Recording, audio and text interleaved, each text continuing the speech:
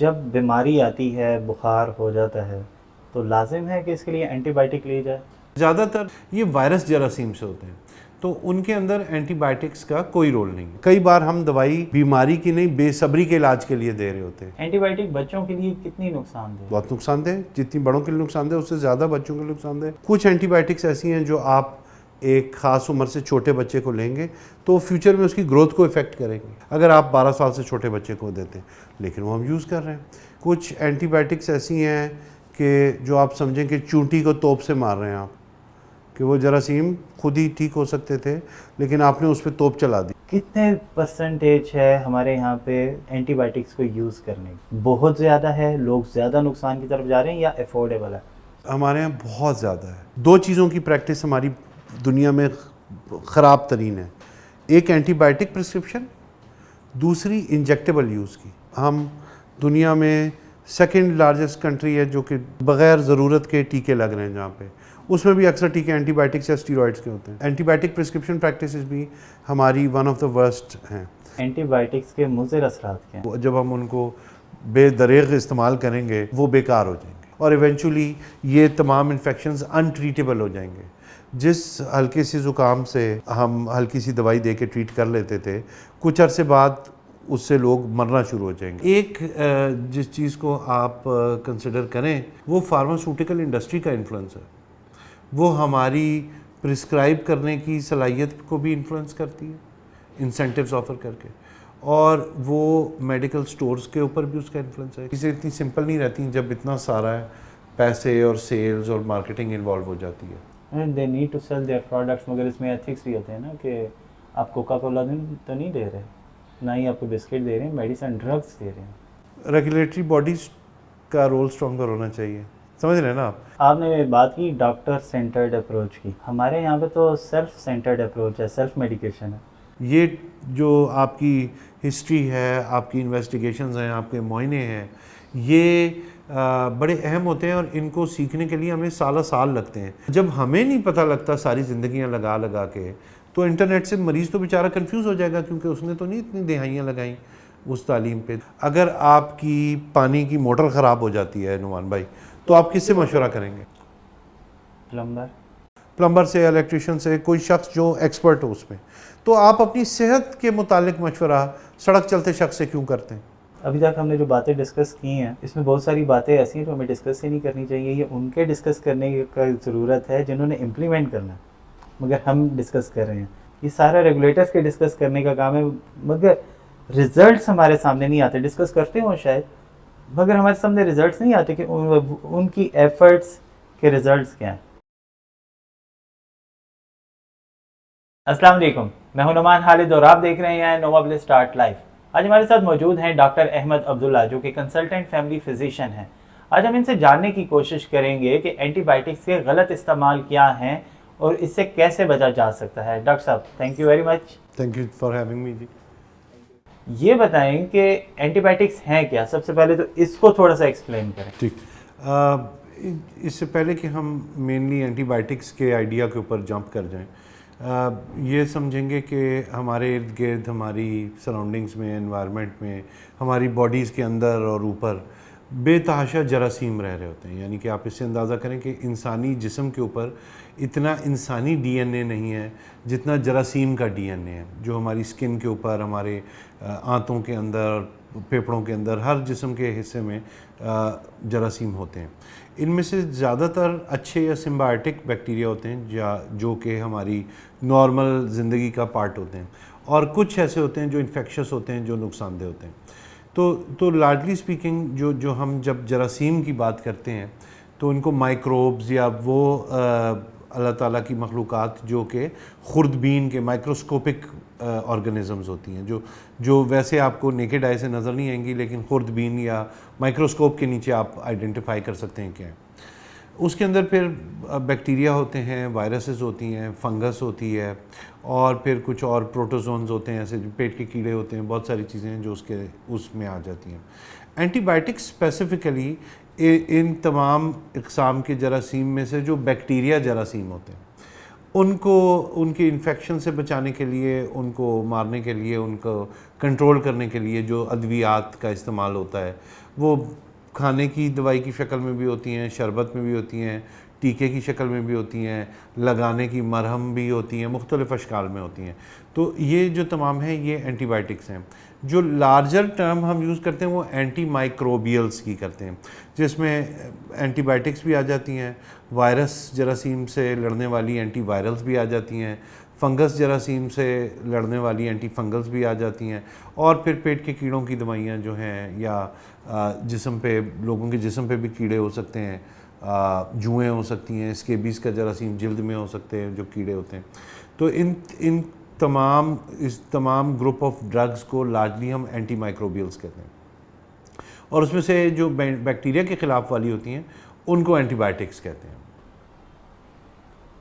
جب بیماری آتی ہے, بخار ہو جاتا ہے, تو لازم ہے کہ اس کے لیے اینٹی بائیوٹک لی جائے؟ سر موسٹ آف دا ٹائم جب بخار, دیکھیں بخار کو ہم بذات خود ایک بیماری سمجھ رہے ہوتے ہیں, بخار صرف ایک علامت ہے.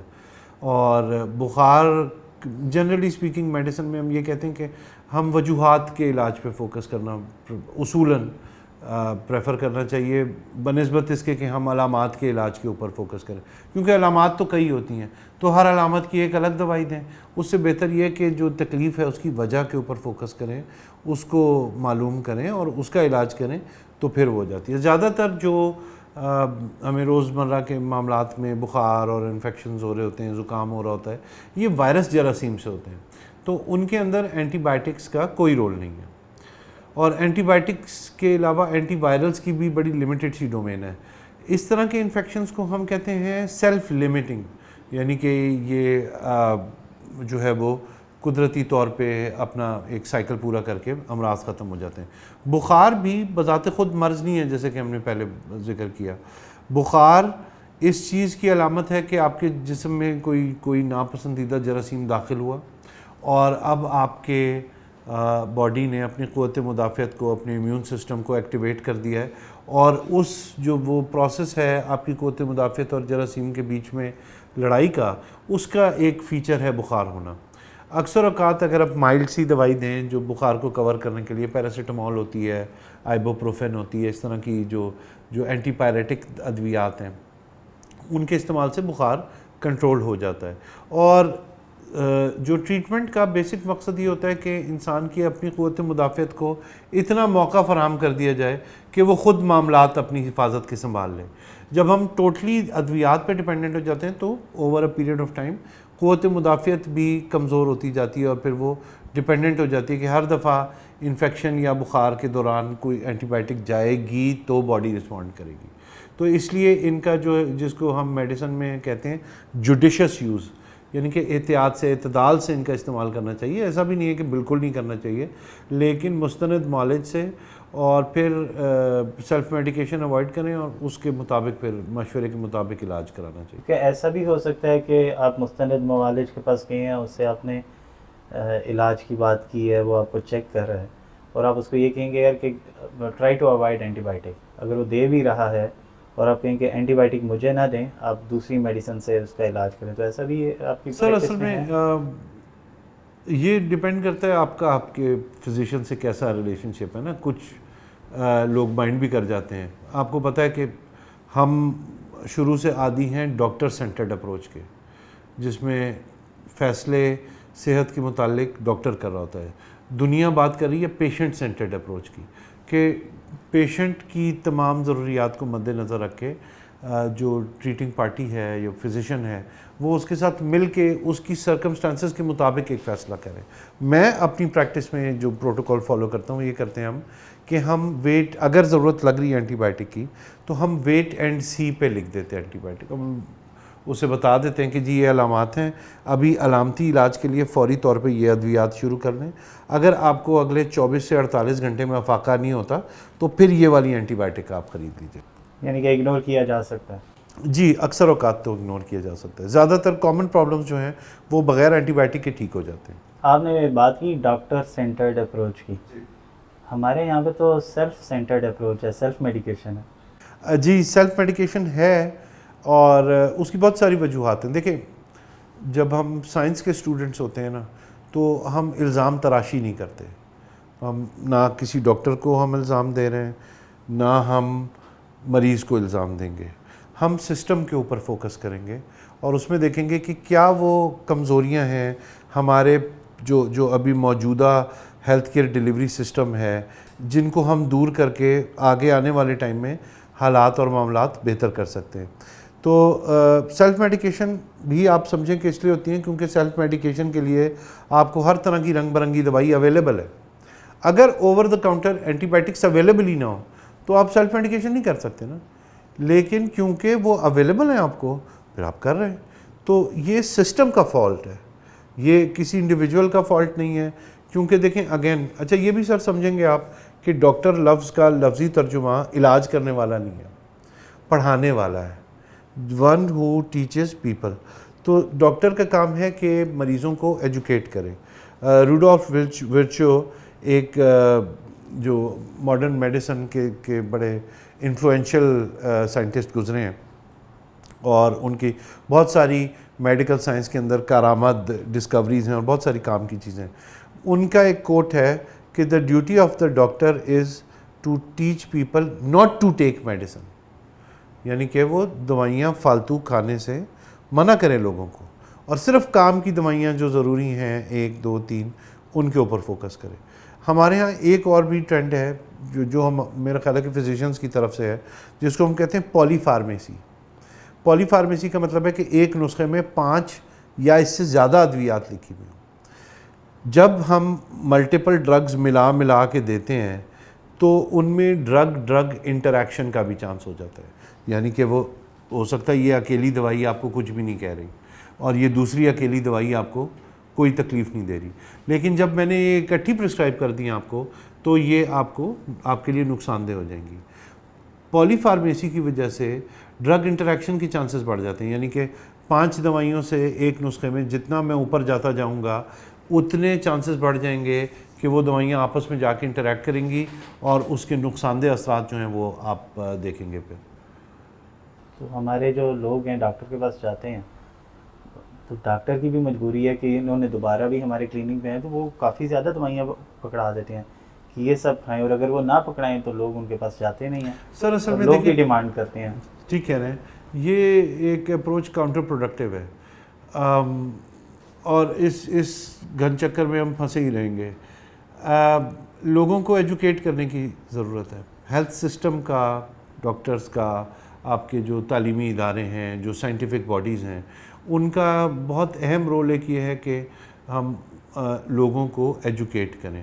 جب ڈاکٹر انڈیویجول پیشنٹس کو ایجوکیٹ کرتا ہے تو اس کو ہیلتھ ایجوکیشن کہتے ہیں. جب ہم بڑے اسکیل پہ ایک ادارے کے لیول پہ یا آپ اور میں جیسے ابھی بیٹھ کے بات کر رہے ہیں, اس کو ہیلتھ پروموشن کہتے ہیں.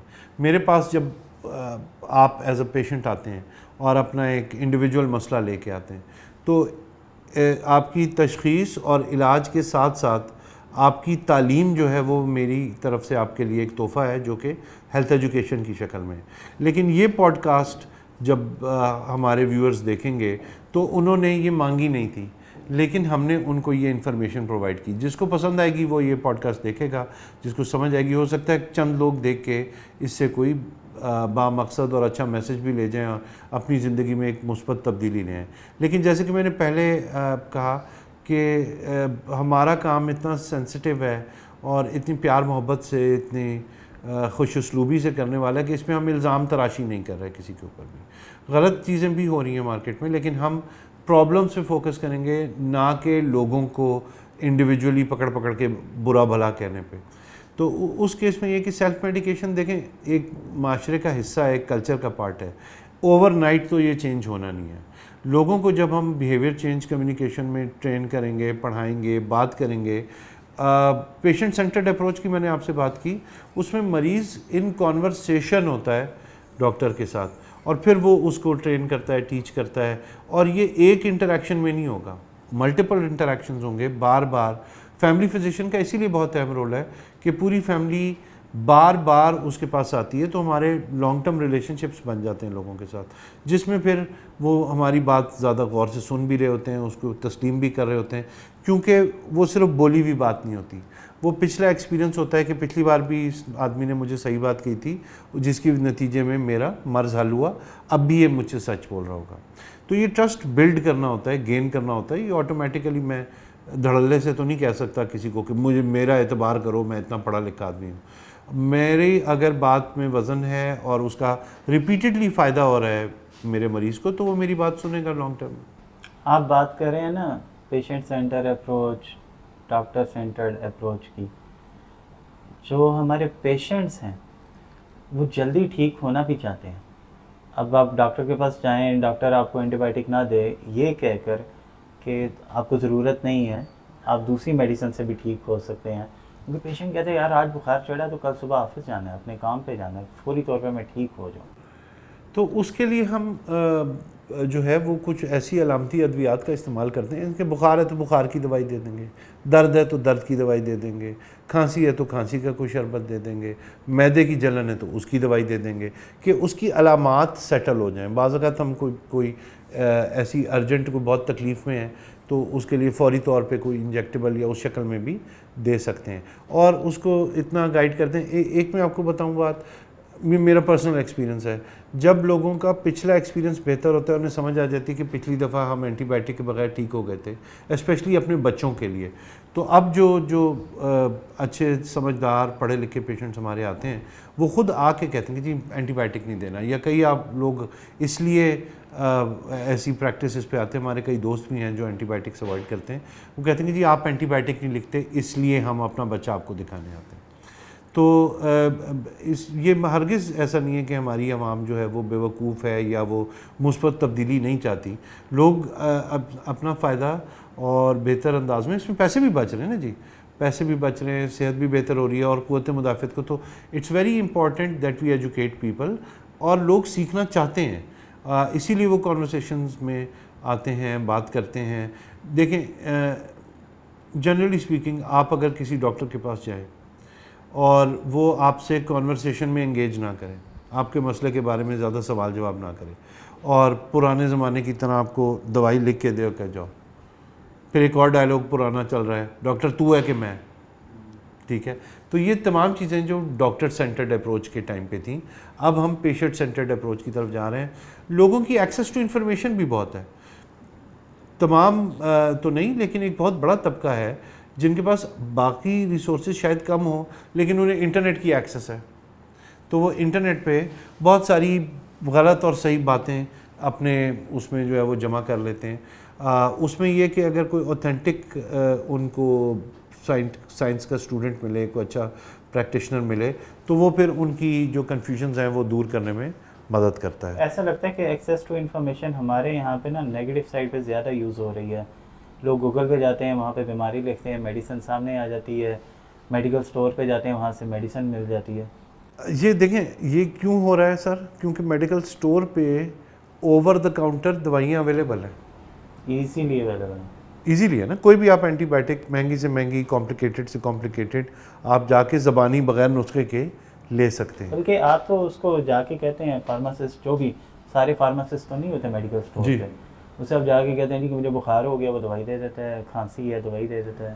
تو اور بھی اس طرح کی ہم کافی زیادہ وہاں پہ پریکٹس دیکھتے ہیں میڈیکل سٹور. سر لیکن دیکھیں میڈیکل سٹور تو اس نے کھولا ہی چیزیں بیچنے کے لیے, وہ تو نہیں انکار کرے گا آپ کو. اگر آپ اس سے خود خریدنے جا رہے ہیں, اس نے آپ کو گھر سے تو نہیں اٹھا کے لے کے گیا, آپ گئے ہیں اس کے پاس. یہاں پہ ریگولیٹری باڈیز کے معاملات ہیں نا, ایک جس چیز کو آپ کنسیڈر کریں بہت ضروری ہے اس کو اس ساری ایکویشن میں کنسیڈر کرنا, وہ فارماسیوٹیکل انڈسٹری کا انفلوئنس ہے.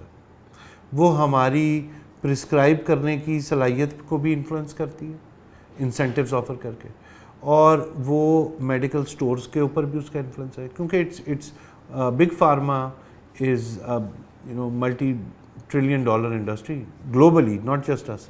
تو they need to sell their products, تو اس کا بھی بہت بڑا انفلوئنس ہے. اور آپ کو پتہ ہے کہ چیزیں اتنی سمپل نہیں رہتی جب اتنا سارا پیسے اور سیلز اور مارکیٹنگ انوالو ہو جاتی ہے. They need to sell their products, مگر اس میں ایتھکس بھی ہوتے ہیں نا کہ آپ کوکا کولا تو نہیں دے رہے, نہ ہی آپ کو بسکٹ دے رہے ہیں, میڈیسن ڈرگس دے رہے ہیں. ریگولیٹری باڈیز کا رول اسٹرانگر ہونا چاہیے, سمجھ رہے ہیں نا آپ. دیکھیں میں ایز اے انڈیویجول پریکٹیشنر شاید انفلوئنس ہو جاؤں, میرا مریض شاید انفلوئنس ہو جائے اس سارے انفلوئنسز سے, میری ریگولیٹری باڈی کو تو نہیں ہونا چاہیے نا بھائی.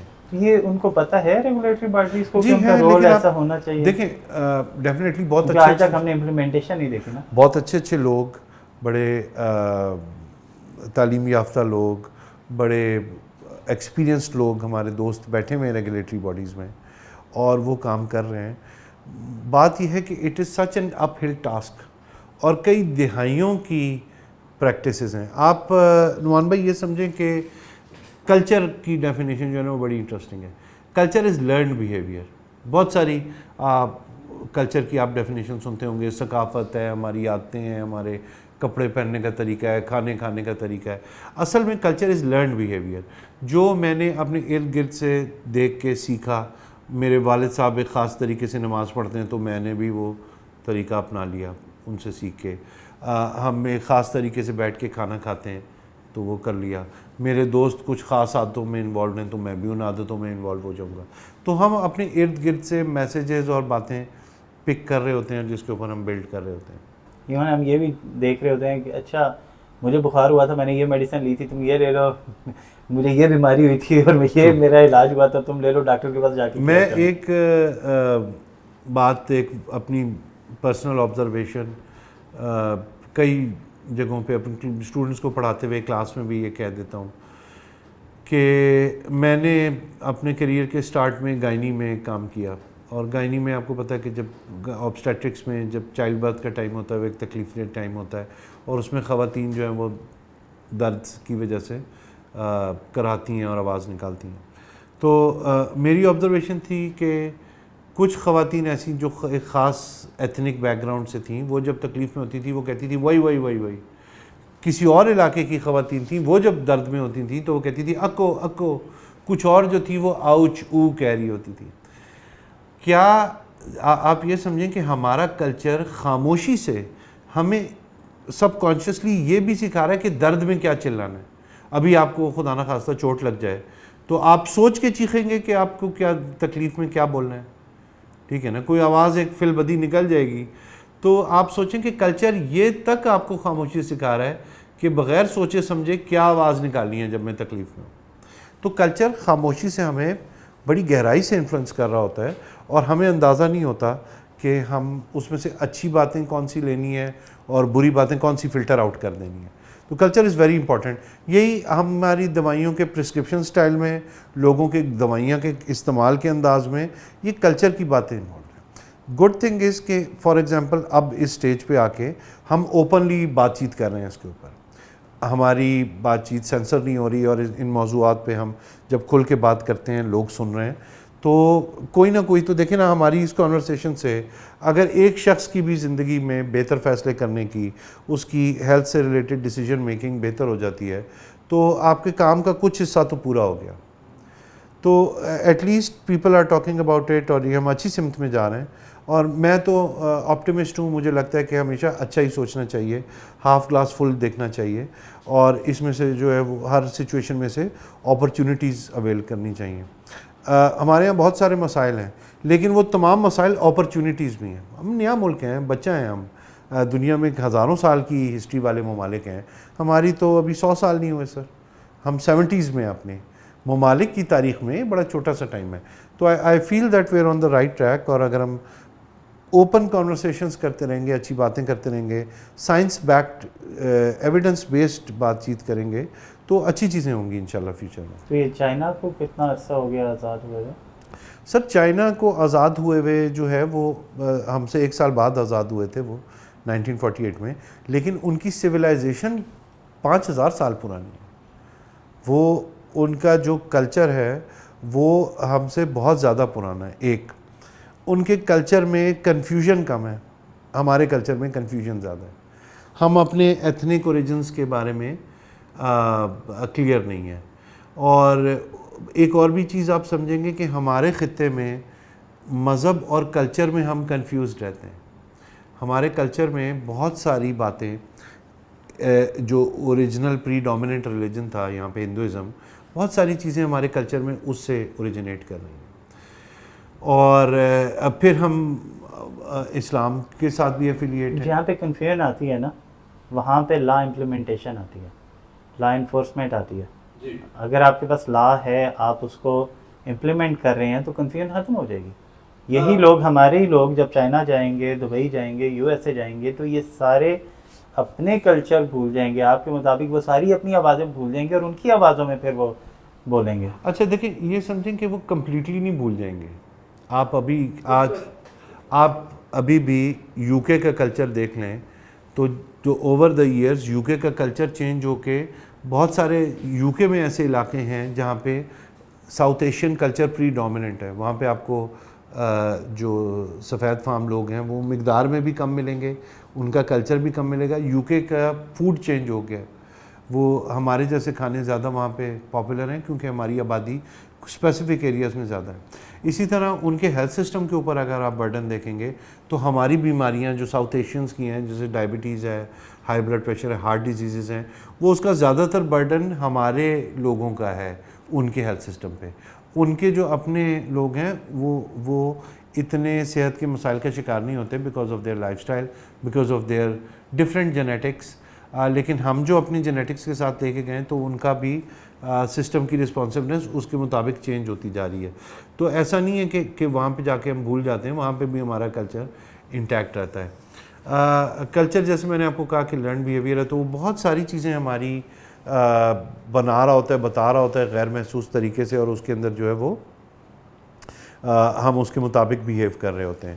تو اگر اس کانشیس سینس کے ساتھ اور یہ سمجھ کے کہ کیا چیز کلچر ہمیں اچھی سکھا رہا ہے, کیا چیز بری سکھا رہا ہے, تو ہم بہتر طریقے سے وہ کر لیں گے. جہاں تک آپ نے ریگولیشن کی بات کی, میں اس پہ ایک آپ کو چھوٹا سا میرا ایک بڑا پسندیدہ فلاسفر ہیں لاؤ ٹزو, جن کی ایک کتاب ہے ٹاؤ ٹیچنگ. بہت اسمال بک, بٹ بہت سارے جو محاورے اور کہاوتیں آپ سنتے ہیں وہ اس کتاب سے اوریجنیٹ کر رہی ہیں. جیسے آپ نے وہ سنا ہوا ہوگا, جرنی آف 1000 مائل begins with a single step, تو وہ لاؤ ٹزو کی ٹاؤ ٹیچنگ سے. اس میں ایک بڑی مزے کی جو آپ ریگولیشن کی بات کریں نا, کہ بہت اسٹرکٹ ریگولیشن ہونی چاہیے, اس کے بارے میں لاؤ ٹزو کہتا ہے کہ governing a large country is like cooking a small fish, you destroy it by poking too much. اگر آپ بہت زیادہ بڑی ملک کے اندر ہر جگہ پہ ہونا چاہیں گے اور بہت زیادہ سختی کریں گے تو وہ ڈسٹرائے ہو جائے گا. جیسے آپ چھوٹی مچھلی پکا رہے ہیں فرائنگ پین میں, اس کو آپ پوک کرتے رہیں گے تو وہ مچھلی کا گوشت خراب ہو جائے گا. اس طرح ایک بڑے ملک کو بھی ایسے ہی پالا جاتا ہے کہ اس کو زیادہ چھیڑ چھاڑ نہیں کرنی, ایک سپروائزری نظر رکھنی ہے, اور ہاں اتنا موجود ہونا ہے آپ نے کہ جہاں پہ مسائل ہوں وہاں پہ آپ عین موقع پہ موجود ہوں. لیکن جب بھی گورنمنٹس جو ہے وہ لوگوں کو اریٹیٹ کریں گی تو وہ اسموتھلی فنکشن نہیں کر پائیں گی, وہ خود بھی نہیں فنکشن کر پائیں گی. وہ لاؤ ٹزو یہ کہتا ہے کہ لوگوں کو رہنے دو, ان کو نظر میں رکھو, لیکن ان پہ وارد نہ ہو جاؤ.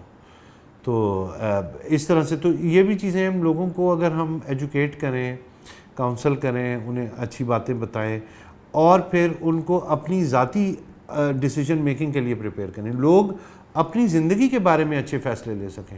میں کون ہوتا ہوں آپ کی زندگی کے بارے میں فیصلہ لینے کا؟ ہاں, اگر ہم اتنے ایجوکیٹڈ ہوں کہ ہم اپنے فیصلے ٹھیک لے سکتے ہیں تو معاشرے سے خرابی بھی کم ہو جائے گی. واپس آتے ہیں اپنے ٹاپک پہ. یہ بتائیں کہ اینٹی بائیوٹکس کے مضر اثرات کیا ہیں؟ دیکھیں, اینٹی بائیوٹکس کے سب سے بڑا مضر اثر تو یہ ہے کہ جب ہم ان کو بے دریغ استعمال کریں گے تو وہ بیکار ہو جائیں گے. جس انفیکشن کو ٹریٹ اس نے کرنا تھا, اب وہ دوائی آپ دیں گے مریض کو اور اس کا فائدہ نہیں ہوگا, اور وہ انفیکشن پھر آپ کو اس سے زیادہ پوٹنٹ اینٹی بائیوٹک دینی پڑے گی, پھر اس سے پوٹنٹ, اور ایونچولی یہ تمام انفیکشنز انٹریٹیبل ہو جائیں گے. جس ہلکے سی زکام سے ہم ہلکی سی دوائی دے کے ٹریٹ کر لیتے تھے, کچھ عرصے بعد اس سے لوگ مرنا شروع ہو جائیں گے, کیونکہ کوئی بھی ٹریٹمنٹ اس پہ درد بڑھتا گیا جوں دوا کی. تو دوائی دیتے بھی جائیں گے آپ تو اس سے وہ ٹھیک نہیں ہوں گے. میں آپ کو ایک بڑی انٹرسٹنگ سی مثال دیتا ہوں. ایک کتاب ہے ڈاکٹر پال فارمر کی, infections and inequalities. Doctor Paul Farmer نے یونیورسٹی آف کیلیفورنیا کے انفیکشس ڈیزیزز کے پروفیسر ہیں, اور ان کا زیادہ تر کام جو ہے وہ ہیٹی اور روانڈا میں جو غربت زدہ ممالک ہیں. ہیٹی میں جو ان کا کام ہے وہ انہوں نے HIV ایڈز اور TB کے کو انفیکشن پہ کام کیا ہے کہ یہ دونوں امراض جو ہیں یہ اکثر اکٹھے ایگزسٹ کرتے ہیں، کیونکہ ایڈز کے اندر قوت مدافعت کم ہو جاتی ہے تو اس کے مریضوں کو TB بھی لگ جاتی ہے۔ اب مسئلہ یہ ہوا کہ TB کی دوائیوں کو بے دریغ یوز کی وجہ سے وہاں پہ ریزسٹنس آ گئی، اور وہ دوائیاں ان مریضوں کی TB کو ٹریٹ نہیں کر رہی تھی۔ اس سے یہ ہوا کہ وہ جب ریزسٹنس آ گئی، ٹریٹمنٹ نہیں ہو رہی تھی، تو وہ اس کے بعد اور ان کو پھر سیکنڈ لائن اور تھرڈ لائن دوائیوں کی ضرورت تھی، کیونکہ وہ غریب ملک تھا اور ان کے پاس اپنے مریضوں کے لیے سیکنڈ لائن اور تھرڈ لائن جو کہ مہنگی ہیں اور زیادہ کمپلیکیٹڈ دوائیاں وہ اویلیبل نہیں تھیں، تو وہ انہیں وہ فرسٹ لائن دوائیاں ہی دیتے رہے۔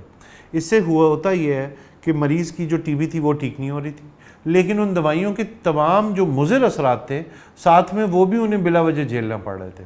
تو بات یہ ہوتی ہے کہ ان دوائیوں کی جو ہیں وہ نیگیٹو اثرات بھی ہوتے ہیں، اور سب سے بڑا نیگیٹو اثر یہ ہے کہ وہ کام نہیں کر رہی۔ تو آپ کھا رہے ہیں اور اس سے متلی ہو رہی ہے، جگر پہ سوزش ہو رہی ہے، یا ہیئرنگ کے ایشوز ہو رہے ہیں، آنکھوں کو کچھ دوائیاں افیکٹ کرتی ہیں، ہاضمے کو کرتی ہیں، اور مائکرو بائیوم ہمارا بالکل تباہ کر دیتی ہیں۔ اس سے اگلا سوال جو ہے وہ پھر میں اس میں آپ کو مائکرو بائیوم کے بارے میں بھی تھوڑا سا بتاؤں گا۔ تو یہ سب سے بڑا تو یہ نقصان ہے۔ اب فار ایگزامپل پاکستان میں 2015 میں دنیا میں پہلی بار ایک ٹائیفائڈ کی نئی شکل آئی، XDR typhoid, extensively drug resistant typhoid, which was resistant to almost all first line and even second line drugs. ایک دو دوائیاں بچیں اس میں سے جس سے وہ ٹریٹ ہو سکتا ہے، کیونکہ ہم اینٹی بائیوٹکس کا بے دریغ استعمال کرتے ہیں۔ اس سے ہوا یہ کہ 2019 میں امریکہ نے کہا کہ 2015 سے آنورڈز ہمارے پاس امریکہ میں 200 سے اوپر کیسز آئے XDR ٹائیفائڈ کے، اور انہوں نے کہا کہ کے سارے پاکستان سے آئے، کیونکہ ہم اکیلے ٹریول نہیں کر رہے ہوتے دنیا میں، ہم اپنے جراثیم بھی لے کے ٹریول کر رہے ہوتے ہیں۔ تو وہ جب جراثیم جو ریزسٹنٹ ہے وہ آپ لے کے کسی ایسی جگہ پہ جائیں گے جہاں وہ جراثیم پہلے سے ایگزسٹ نہیں کرتا، تو وہاں اس آبادی میں وہ نیا انٹروڈیوس ہو جائے گا۔ اس لیے لوگ باقی دنیا کے گھبراتے ہیں کہ ہم پتہ نہیں انہیں کیا کیا، فار ایگزامپل پولیو ہماری ابھی تک کنٹرول نہیں ہوئی، اس کی وجہ سے اب پوری دنیا میں 2 ممالک رہ گئے ہیں۔ افریقہ آپ دیکھیں کہ اس polio free for last couple of years, لیکن پاکستان اور افغانستان دنیا کے آخری 2 ممالک رہ گئے ہیں جہاں پہ پولیو کنٹرول نہیں ہو پائی اب تک۔ اس میں بہت اہم رول ہمارے پینے کے پانی کی صفائی کا بھی ہے، جس میں ہم ایک پورا شو کسی دن بیٹھ کے ڈیٹیل میں بات کریں گے۔ تو یہ تمام چیزیں ہیں جس کی وجہ سے جو ہے وہ معاملات خراب ہوتے ہیں اور دوائیوں کے نقصانات ہوتے ہیں۔ مائکرو بائیومز کا آپ نے ذکر کیا۔ مائکرو بائیوم سر بیسیکلی جیسے شو کے شروع میں نے آپ کو کہا تھا کہ ہماری باڈی کے اوپر اندر اچھے برے بیکٹیریا رہ رہے ہیں، جو اچھے والے ہیں وہ ہماری آنتوں کے سسٹم کے اندر ایک گٹ مائکرو بائیوم بناتے ہیں۔ یہ بیکٹیریا بہت ساری کارآمد کام کر رہے ہوتے ہیں ہمارے جسم میں، جیسے کہ ایسے وہ نائٹروجن کے کیمیکلز ریلیز کرتے ہیں جس سے ہماری خون کی نالیاں کھلی رہتی ہیں، ہمارا موڈ ٹھیک رہتا ہے۔ جب ہم یہ دوائیاں کھاتے ہیں تو ہمارا وہ جو کام کے بیکٹیریا ہیں وہ بھی مر جاتے ہیں، اور اس کی وجہ سے جو ہاضمے کے مسائل، نفسیاتی مسائل، بھوک کے مسائل، قوت مدافعت کے مسائل، مائکرو بائیوم اینٹی بائیوٹکس کھانے سے وہ فرق پڑتا ہے۔ میں آپ کو ایک اسٹڈی ریسنٹلی میں نے پڑھی جو کہتی ہے کہ اگر آپ ایک خاتون کو اینٹی بائیوٹکس کا 5 دن کا کورس کروائیں تو اس کے اگلے 6 ماہ میں ڈپریشن کے جانے کے چانسز 15% بڑھ جائیں گے، اور اگر اسی خاتون کو آپ 3 مہینے کے اندر 2 بار اینٹی بائیوٹک دے دیں 5 دن کے کورس، تو اس کے گٹ کے کارآمد بیکٹیریا مرنے سے اس کے ڈپریشن میں جانے کے اگلے 6 مہینے میں چانسز 50% بڑھ جائیں گے۔ تو کیونکہ یہ جو گٹ کے بیکٹیریا ہوتے ہیں یہ ایسے کیمیکلز ریلیز کرتے ہیں جو ہمیں اچھا فیل کرا رہے ہوتے ہیں، ہمیں ڈپریشن سے بچا رہے ہوتے ہیں، ہمارے ہاضمے کو ٹھیک رکھ رہے ہوتے ہیں۔ تو وہ جب آپ وہ کہتے ہیں نا گیہوں کے ساتھ گھن بھی پس جاتا ہے، جب آپ اپنے ناپسندیدہ بیکٹیریا کو مارنے کے لیے سسٹم میں اینٹی بائیوٹک ڈالیں گے تو وہ پسندیدہ کو بھی مار دے گا، وہ حساب کتاب نہیں لگائے گا کہ یہ اچھا والا ہے یہ برا والا ہے، وہ سب کو مار دے گا اور آپ کا امیون سسٹم بیک اینڈ پہ چلا جائے گا۔ یعنی کہ زیادہ بہتر فیصلہ ڈاکٹر کر سکتا ہے، سیلف میڈیکیشن نہیں کر سکتی جی ڈاکٹر، اور میں تو مستقل آپ کو بار بار یہ کہہ رہا ہوں کہ ڈاکٹر اور مریض مل کے فیصلہ کریں، پیشنٹ ایمپاورمنٹ کریں، ہم پیشنٹ سینٹرڈ اپروچ لیں۔ مریض کو ایجوکیٹ کر کے اس کو فیصلوں میں شامل کریں, اس پہ تھوپے نہیں فیصلے. لیکن آبویسلی مثال کے طور پہ سر, اگر آپ کی پانی کی موٹر خراب ہو جاتی ہے نعمان بھائی, تو آپ کس سے مشورہ کریں گے؟ پلمبر سے, الیکٹریشین سے, کوئی شخص جو ایکسپرٹ ہو اس میں. تو آپ اپنی صحت کے متعلق مشورہ سڑک چلتے شخص سے کیوں کرتے ہیں؟ ایسے ہی کریں نا ہم, کہ میں نے فلانے بندے نے دسیا سی جی یہ دوائی لے لو اور ٹھیک ہو جائے. ڈائبٹیز کی ٹریٹمنٹ, میں بھی یہ دوائی کھاتا ہوں, تو بھی یہ کھا لے, ایسی چل رہی ہے. زبردست کلچر ہے ہمارا, زبردست ٹھیک سوسائٹی ہے. تو ایک مزے کی بات پاکستانی لوگوں کے بارے میں کہی جاتی ہے کہ پاکستانی جو ہیں وہ مریض کو دیکھ کے ڈاکٹر بن جاتے ہیں اور ڈاکٹر کو دیکھ کے مریض. تو مطلب یہ جو ہے وہ آپ مشورہ کریں گے. اور دیکھیں کنسلٹیشن یا مشورے کا مقصد مشورہ ہوتا ہے. اگر آپ کو میرا مشورہ ایز اے فزیشین پسند نہیں آتا تو آپ کے پاس یہ اختیار ہے کہ آپ مشورہ کسی اور سے, میرے کسی کولیگ سے کر لیں, کسی اور پڑھے لکھے شخص سے کر لیں. لیکن گوگل پہ بھی جائیں تو اوتھینٹک سائٹس لیں. انٹرنیٹ کے بارے میں جو آپ بات کر رہے تھے کہ بہت ساری اچھی بری چیزیں چل رہی ہیں, انٹرنیٹ کے اوپر ایک نبی کریم کی حدیث مجھے بار بار یاد آتی ہے صلی اللہ علیہ وآلہ وسلم. ان سے کسی نے پوچھا کہ یہ جو لوگ موکلات رکھتے ہیں اور عملیات کرتے ہیں, ان کے پاس جو انفارمیشن آتی ہے وہ کیسی ہوتی ہے, مطلب اوتھینٹک انفارمیشن ہوتی ہے؟ تو نبی کریم نے ان کو جواب دیا کہ their friends tell them the truth but mix it with 100 lies. یعنی کہ وہ سچائی بتاتے ہیں لیکن 100 جھوٹوں کی ملاوٹ کے ساتھ. تو انٹرنیٹ بھی اس طرح ہے کہ آپ کو سچائی بھی بتا رہا ہے لیکن 100 جھوٹ ملا کے بتا رہا ہے. اس میں سے ڈیسائفر کرنا کہ کون سی انفارمیشن ایسی ہے جس کے اوپر میں ڈیپینڈ کر سکتا ہوں اور اس کے اوپر میں عمل کر کے بہتر کام کر سکتا ہوں, وہ بڑا امپورٹنٹ ہے. فار ایگزامپل اگر آپ انگریزی سمجھ سکتے ہیں, پڑھ سکتے ہیں, تو ایک ویب سائٹ بہت اچھی ہے, یو کے کی ویب سائٹ ہے patient.info.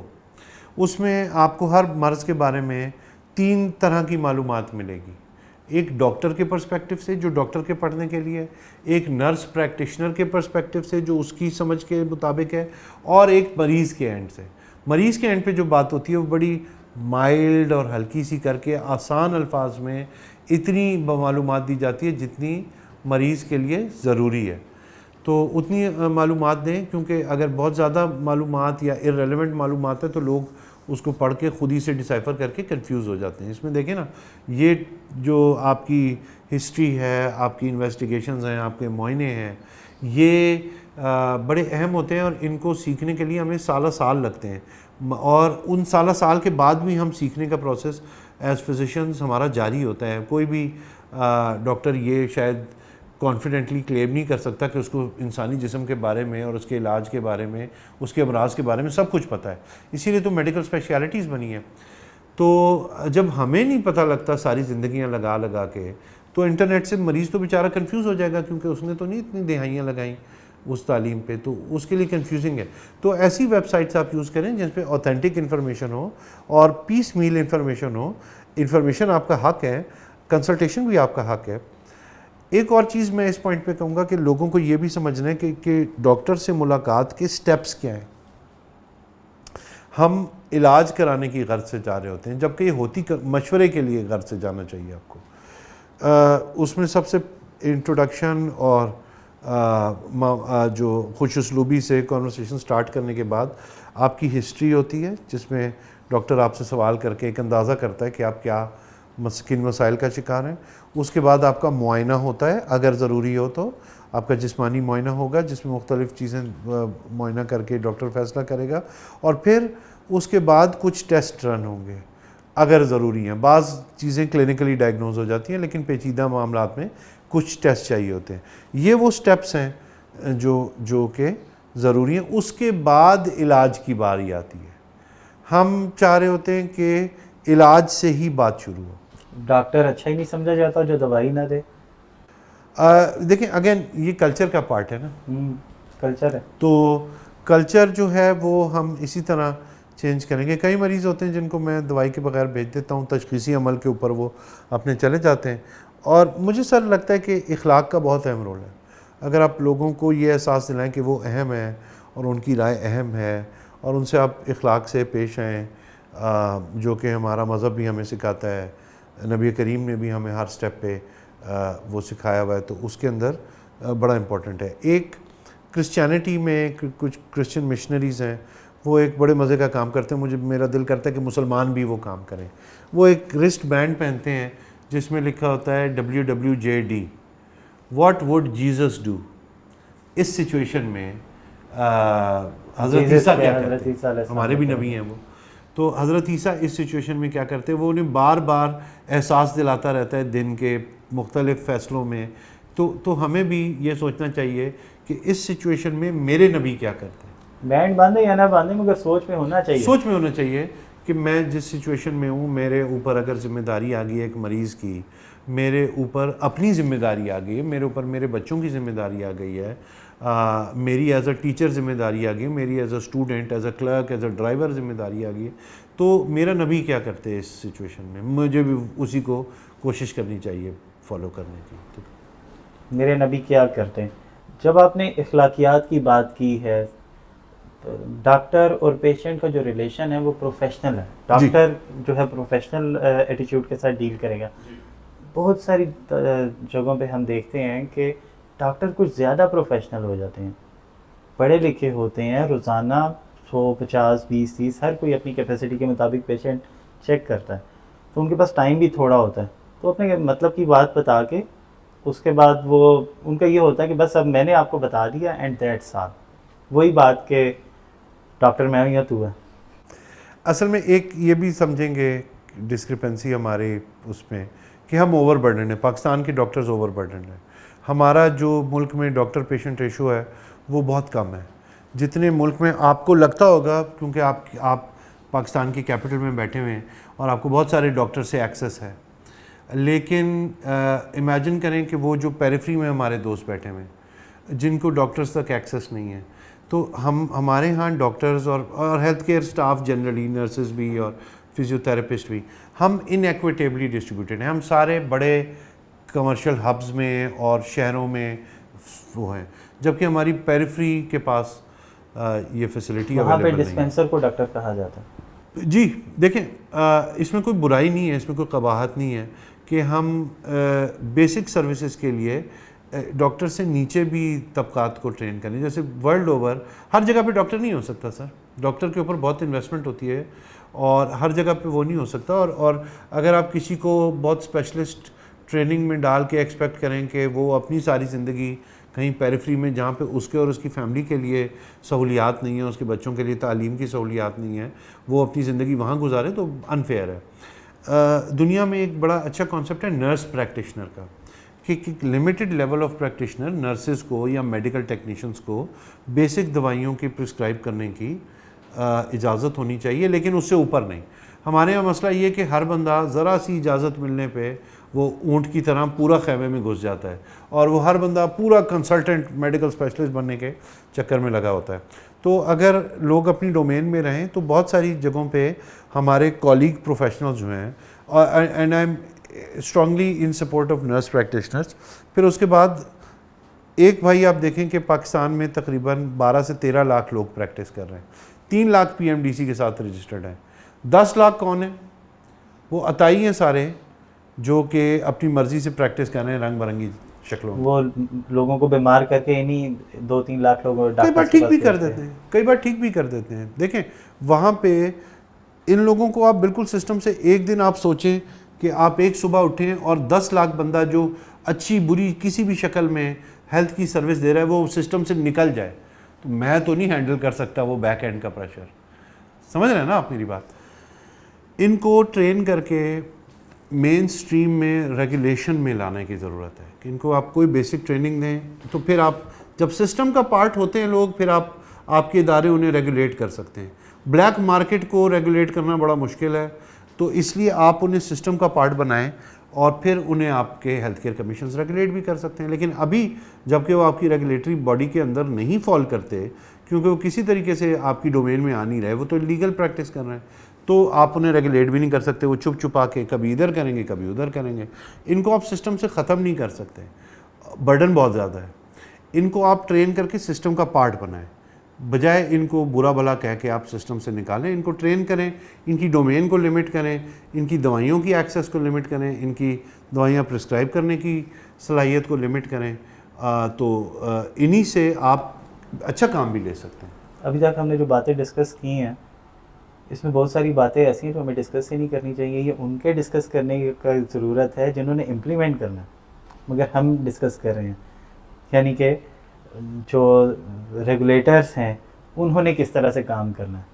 ڈاکٹرز ہیں تو کون سا ڈاکٹر کس ایریا میں ہوگا اور کس ڈاکٹرز کو ڈیوائڈ کیسے کرنا ہے، یہ سارا ریگولیٹرز کے ڈسکس کرنے کا کام ہے، مگر ریزلٹس ہمارے سامنے نہیں آتے۔ ڈسکس کرتے ہوں شاید، مگر ہمارے سامنے ریزلٹس نہیں آتے کہ ان کی ایفرٹس کے ریزلٹس کیا ہیں۔ سر اصل میں بات یہ ہے کہ ایفرٹس ہیں، ایسا نہیں ہے کہ بالکل ایفرٹس ایگزسٹ نہیں کرتے، وقتاً فوقتاً پالیسی میں ایسی چینجز آتی رہتی ہیں۔ مثال کے طور پہ گاؤں میں پریکٹس کو زیادہ فیسیلیٹیٹ کرنے کے لیے یا زیادہ ٹرینڈ بنانے کے لیے جب ڈاکٹرز اپنی اسپیشلائزیشن کی ٹریننگ کے لیے آتے ہیں تو کچھ سال پہلے ایک سینٹرل انڈکشن پالیسی کا آئیڈیا لانچ ہوا، جس میں یہ کہ آپ کی میرٹ بنے گا بیسڈ آن آپ کے ایگزام کے نمبر، پلس آپ نے گاؤں میں کتنا عرصہ کام کیا ہوا ہے، پلس آپ نے کوئی ریسرچ کی ہوئی ہے، اس طریقے سے وہ سٹیپس ہوتے ہیں۔ مسئلہ ہمارے ہاں یہ ہے کیونکہ اکاؤنٹیبلٹی کے ایشوز ہیں، تو ہر چیز مزید کرپشن کی ایک اپرچونٹی بن جاتی ہے۔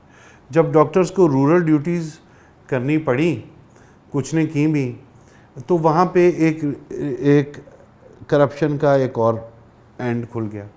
وہ کیا تھا؟ وہ یہ تھا کہ جب وہ ڈیوٹیز امپورٹنٹ ہو گئی تو وہ سیٹیں بکنا شروع ہو گئیں، ڈاکٹرز کو پے کر کے لڑ جھگڑ کے وہ سیٹیں، کیونکہ اس سے ان کا میرٹ بڑھے گا، تو وہ جن سیٹوں پہ گاؤں میں کوئی بھی نہیں جانا چاہتا تھا، بعد میں وہ میرٹ کا حصہ بننے کی وجہ سے وہ ہائیلی ساٹ آفٹر ہو گئی، اور اس کے اوپر وہ ایک چھوٹا سا دروازہ کھل گیا وہاں پہ کرپشن کا۔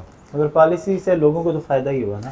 ایونچولی جی فائدہ ہوا، لیکن دیکھیں نا یہ پالیسی بڑی زبردست ہے کہ دیکھیں ایک ڈاکٹر کی ساری عمر بھی نہیں نکل رہی گاؤں میں، اس نے 1 سال کام کیا اور اس کے بعد وہ اپنی اسپیشلائزیشن کے لیے چلا گیا، اور اس سے اگلے سال نئے آنے والے ڈاکٹرز میں سے کوئی ایک اور آ کے اسے ریپلیس کر دے گا، وہ اس دوران میں اپنی اسپیشلائزیشن کا راستہ بنائے گا۔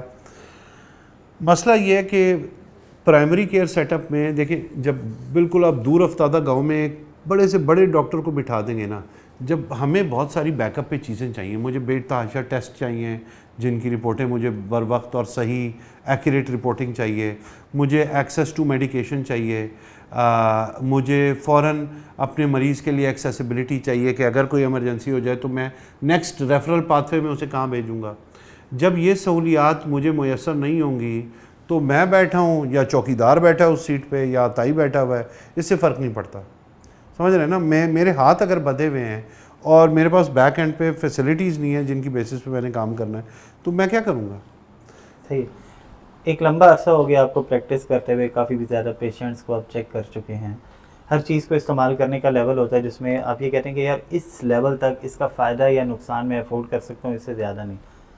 کتنے پرسنٹیج ہے ہمارے یہاں پہ اینٹی بائیوٹکس کو یوز کرنے کی؟ بہت زیادہ ہے، لوگ زیادہ نقصان کی طرف جا رہے ہیں یا افورڈیبل ہے؟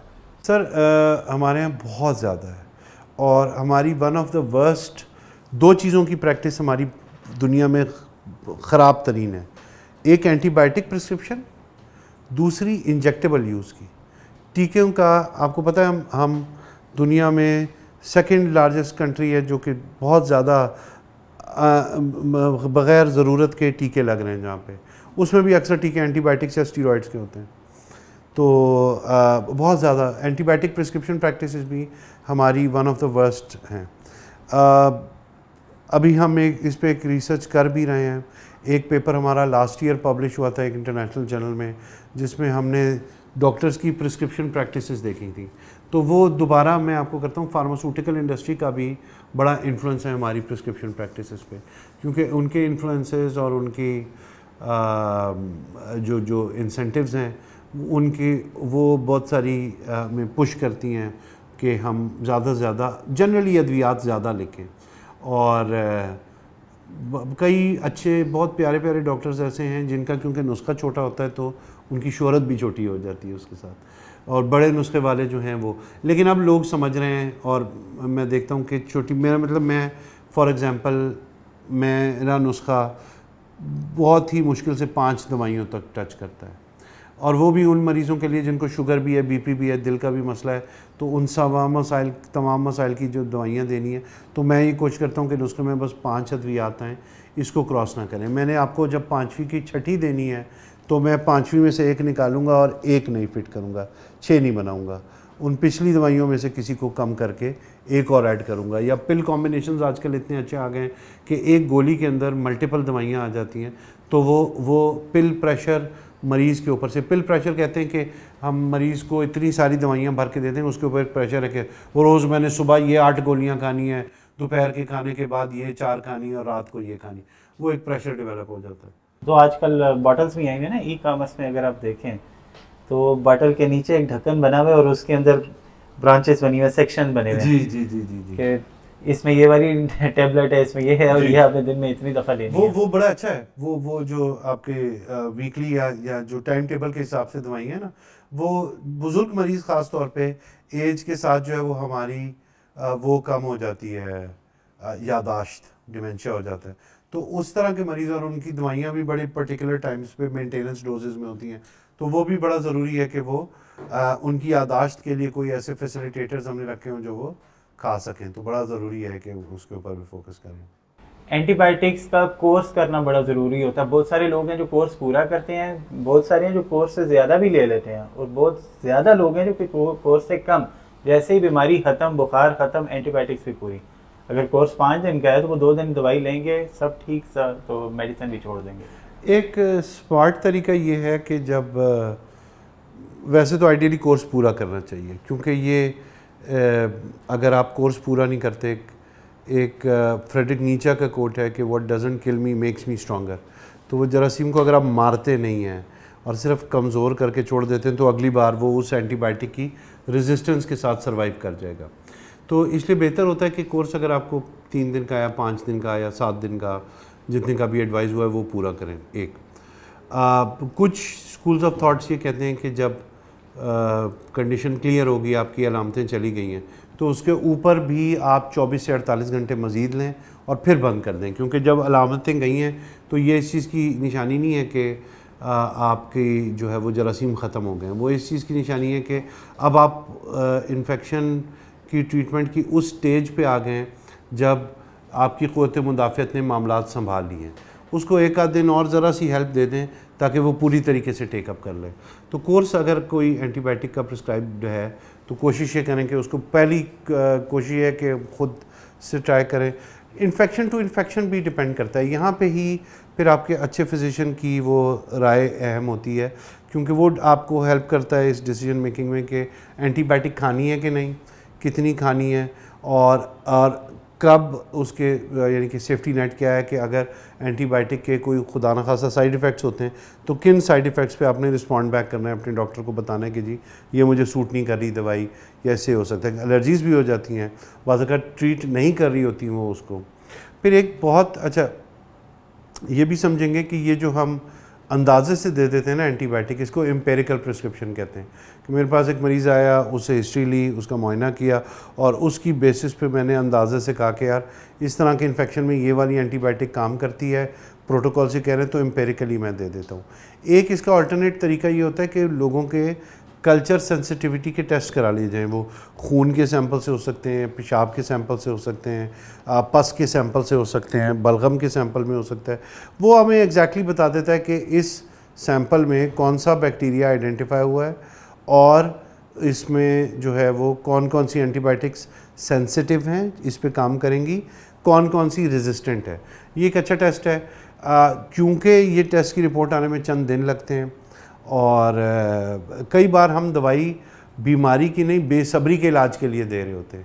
لوگ آ کے بے صبر ہوتے ہیں اور وہ دوائی دے رہے ہوتے ہیں. آج ہی ہم ایک ریسرچ ٹاپک پہ بات کر رہے تھے، ایک اسٹوڈنٹ ہے میری، ان کے ساتھ، کہ ہم اس پہ اسٹڈی کرنا چاہ رہے ہیں کہ پیرنٹس کی انگزائٹی کا کتنا اہم رول ہے ان کے بچے کی اینٹی بائیوٹک لینے میں. اگر پیرنٹ اینکشس ہو، کہہ رہے بچے کچھ ہو جائے گا، کچھ ہو جائے گا، دوائی دے دیں ڈاکٹر صاحب، دوائی دے دیں، تو اس کے انفلوئنس میں آ کے ڈاکٹر بھی کہتا ہے اچھا یار سر نہ کھائیے، لے جا. میرے اپنے دوست ہیں یو ایس اے میں، نیو یارک میں، وہ ڈاکٹر کے پاس گئے، ان کا بیٹا ہے، اس کی عمر 10 سال تھی اس وقت، انہوں نے جا کے کہا کہ ڈاکٹر صاحب اس کو اینٹی بائیوٹک دے دیں، تو ڈاکٹر نے ایک لائن کہی، don't you love your child. ہم وہ پاکستانی ہے نا، تو وہ وہاں پہ گئے، انہوں نے ڈاکٹر صاحب اینٹی بائیوٹک دے دیں، وہ ڈاکٹر صاحب کہتے ہیں نہیں بالکل نہیں دینی. اور یہ ملٹیپل ٹائم ہوا کہ ان لوگوں نے کہا اینٹی بائیوٹک دے رہے ہیں، انہوں نے کہا نہیں کیا ضرورت ہے. سر اب اس سے اگلا سٹیپ بھی سمجھیں کہ کتنا اہم ہے. ڈاکٹر کی مشورہ انہیں مثال کے طور پہ پسند نہیں آیا، اب وہ جا کے خرید نہیں سکتے اینٹی بائیوٹک، انہیں اوور دا کاؤنٹر نہیں ملے گی. وہ یہاں پہ کوئی ڈاکٹر اس طرح کہے گا نا، وہ ٹھیک ہے تو نہ دے، میں تیرے بھائی سے لے لوں گا، میں میڈیکل سٹور سے ڈائریکٹ خرید لوں گا، میں ڈیلیور کرا لوں گا گھر پہ آن لائن بیٹھ کے، تم نہیں دیتے تو نہ دو. تو وہ ڈاکٹر صاحب اس لیے وہ کہہ سکتے تھے کیونکہ انہیں پتہ تھا کہ ان ڈاکٹر صاحب کو بائی پاس کر کے کوئی راستہ نہیں ہے جس سے وہ اینٹی بائیوٹک لے سکتا ہے. لے گا تو وہ ان کے تھرو لے گا، ورنہ نہیں ملے گی. اینٹی بائیوٹک بچوں کے لیے کتنی نقصان دہ؟ بہت نقصان دہ، جتنی بڑوں کے لیے نقصان دہ اس سے زیادہ بچوں کے لیے نقصان دہ. آپ بہت سارے کیونکہ یہ بھی سمجھیں کہ آپ کے بچوں کی گروئنگ باڈی ہوتی ہے، اس کے اندر تبدیلیاں آنی ہوتی ہیں، گروتھ ہو رہی ہوتی ہے. تو کچھ اینٹی بائیوٹکس فار ایگزامپل ایسی ہیں سر، نام آج تو ہم نہیں لے رہے ہیں یہاں پہ، کچھ اینٹی بائیوٹکس ایسی ہیں جو آپ ایک خاص عمر سے چھوٹے بچے کو لیں گے تو فیوچر میں اس کی گروتھ کو افیکٹ کریں گے.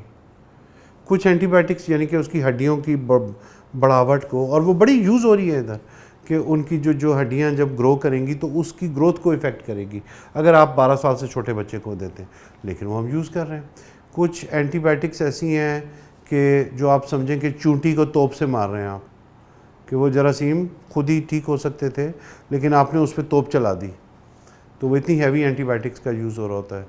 تو پیرنٹس کو یہ خود سمجھنے کی ضرورت ہے. اور پیرنٹس اب ویسے جو میں دیکھ رہا ہوں ٹرینڈ یہی چل رہا ہے اور یہ گرو کر رہا ہے ٹرینڈ کہ پیرنٹس اوائڈ کرتے ہیں اینٹی بائیوٹکس دینا بچوں کو. اگر ہم پرسکرائب بھی کریں تو انہیں کنونس کرنا پڑتا ہے کہ جی ابھی کیونکہ یہ سچویشن ہے، یہ انڈیکیشن ہے اس صورتحال میں، اس لیے اب دے دیں آپ اینٹی بائیوٹک. لیکن زیادہ تر جو اچھے سمجھدار پڑھے لکھے پیرنٹس ہیں جو خود پڑھتے ہیں، سنتے ہیں، اپنی ڈیسیجن میکنگ میں انڈیپینڈنٹ ہیں، وہ اوائڈ کرتے ہیں اینٹی بائیوٹکس. بہت سارے ہمارے دوست ہیں جن کی جو میں کسی دن آپ کی ملاقات کرواؤں گا.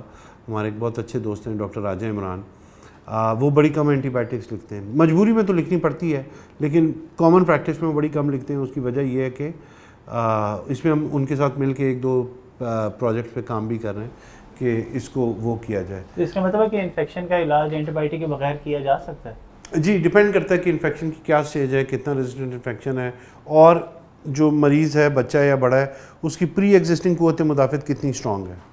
اینٹی بائیوٹک اور پرو بائیوٹک میں کیا فرق ہے؟ اینٹی بائیوٹک تو جراثیم کش دوائی ہے. پرو بائیوٹک اچھے بیکٹیریا ہیں جو کہ وہ آپ کو ایمپیولز اور پاؤڈرز کی شکل میں مل جاتے ہیں جو آپ کی گٹ کے اندر جا کے اچھا رول پلے کرتے ہیں. دہی ایک بہت اچھی سورس ہے پرو بائیوٹکس کی، یا یہ سرکے والے اچار جو ہیں یا سرکے والی جو کھانے میں ہے چیزیں، ان میں بھی بڑا اچھا رول ہے پرو بائیوٹکس کا. تو ان چیزوں کا استعمال جو ہے وہ پرو بائیوٹکس کی مقدار باڈی میں بڑھاتا ہے اور آپ کو بہتر وہ کراتا ہے. ڈاکٹر صاحب تھینک یو ویری مچ. اب تک کے لیے اتنا ہی. ہم نے کوشش کی کہ اینٹی بائیوٹکس کے استعمال سے کیا کیا نقصانات ہو سکتے ہیں اس کے اوپر بات کریں. اگر یہ پروگرام پسند آیا ہو تو NovaBliss.life کو لائک کریں، سبسکرائب کریں، شیئر کریں. اگلے پروگرام تک کے لیے اللہ نگہبان.